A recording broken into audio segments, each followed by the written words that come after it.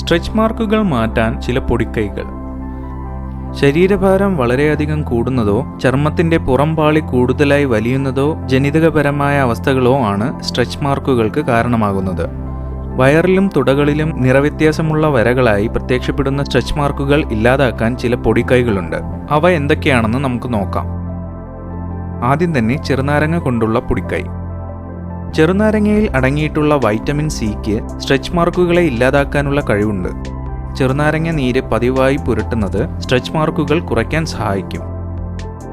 അടുത്തത് shea butter.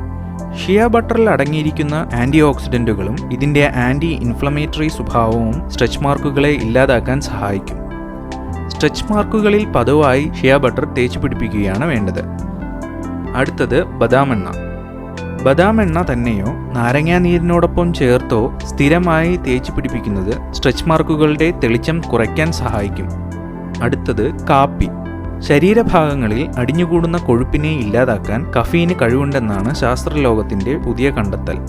അതുകൊണ്ട് തന്നെ കാപ്പിപ്പൊടി വെള്ളവുമായി യോജിപ്പിച്ച് കുഴമ്പ് രൂപത്തിലാക്കി സ്ട്രെച്ച് മാർക്കുള്ള സ്ഥലത്ത് പുരട്ടുന്നത് സ്ട്രെച്ച് മാർക്കുകളുടെ തെളിച്ചം കുറയ്ക്കാൻ മാത്രമല്ല രക്തചംക്രമണം വർദ്ധിപ്പിക്കാനും സഹായകരമാണ്. അടുത്തത് പാൽപ്പാട. പാൽപ്പാട ഉപയോഗിച്ച് സ്ട്രെച്ച് മാർക്കുള്ള സ്ഥലങ്ങളിൽ പതിവായി മസാജ് ചെയ്യുന്നതും സ്ട്രെച്ച് മാർക്കുകളെ അകറ്റും. 3 മാസമെങ്കിലും ഇങ്ങനെ തുടർച്ചയായി ചെയ്യണം. അടുത്തത് കറ്റാർവാഴ നീര്. കറ്റാർവാഴ നീരും സ്ട്രെച്ച് മാർക്കുകൾ ഇല്ലാതാക്കാൻ ഉപയോഗിക്കാവുന്നതാണ്.